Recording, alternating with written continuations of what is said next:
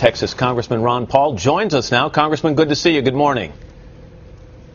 Thank you. Good to be with you. So congratulations. You win this straw poll. You beat John Huntsman. You beat Mitt Romney and the other who are considered front runners. But there seems to be a contradiction here, because in a nationwide poll taken just last week, when likely voters were asked if they would vote for you, only 7% said yes. Why the disconnect?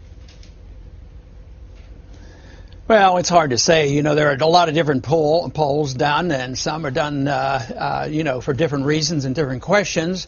And it is true that we're not at the top of the national polls, but, if you can go into a group like we did in New Orleans and organize and get people's enthusiasm, I mean, you got to get a couple points. You can't just dismiss it. You know, all the others had their names on the ballot. There were nine people on the ballot. So just to say that, well, there's another poll that showed you didn't do as well, therefore this doesn't carry much water, I don't think is quite correct. Okay. Well, you have said recently that the quote, the time has come around to where people are agreeing with much of what I've been saying for 30 years. The time is right.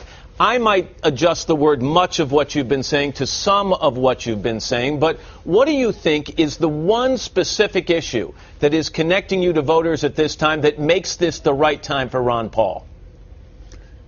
Well, it's hard to do one, but I can do two. It's endless, undeclared, unwinnable wars dumped on the young people, and also the financial crisis that we have related to the foreign policy, and we're dumping that debt on the young people. And that's why the next generation, the current young people between the age of 15 and 25 or 30, they're with me because they're getting dumped on, and that to me is the big issue. So if people want to live in the past and think we can perpetuate this welfare state and continue with this foreign policy, it's just going to doom us. I mean, financially it's going to doom us, and it's going to just end badly. You know, Congressman, your name comes up an awful lot when I talk politics with friends, and one thing I hear about you over and over again is that people say, I like some of his ideas, but I'm nervous about the total package, because you're a guy who's called for legalizing all drugs, including cocaine and heroin, legalizing prostitution. You want to eliminate about half of the federal agencies, including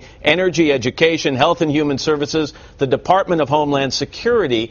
So how do you convince people that you are not just an interesting fringe candidate? To not portray it like as you have just done. I want to legalize freedom. What's so bad about that? What's wrong with legalizing choices about your life and your liberty and your religious values? What's wrong with, like, legalizing the Constitution? I can defend everything I do about the Constitution. So why can you turn that around and say, oh, everything he's doing is nuts and crazy? No, I didn't say everything you're doing is nuts. I did not say that. I said some people worry about some pieces of the total package. Yeah, I know, but the portraying of this as something weird or unusual, and I think a growing number of people are starting to realize what I'm talking about is pretty sound. It's very American. It produces prosperity and peace. And I'm always bewildered why anybody would reject it. I mean, it is the American system. We shouldn't be the warmongers. We shouldn't be the policemen of the world. We shouldn't be in 130 countries and 900 bases and fighting undeclared wars. And look at what we're doing in Libya. At least now, look at how many people have joined us in this effort in trying to stop another war in Libya. So I would say we're making great progress, and a lot of people are starting to talk about big spending and deficits. So the direction is certainly in our way. Let me just ask you a quick question to end on. It's more practical. You are, by my calculation, 75 years old right now. If you are elected president, you'll take the oath of office at 77. That would be the oldest president by a long shot. Is it too old? Well, obviously, I don't think so, and a lot of young people don't think I'm very old. I think it's the ideas that counts. It's your general health that counts. It's your enthusiasm for liberty. That's what counts. The nominal age is secondary to the age of the individual who knows how to think and who knows how to believe in something. Right now, we have a lot of old people around that has endorsed the status quo, and I am older. I have more time behind me. behind me, but I endorse very young ideas because the ideas of liberty are very young. We've only tested them a couple hundred years. Right. They have been fantastic. And what I see is us giving this up. And I think this is why people become enthusiastic, and they don't want bits and pieces, because this is a package.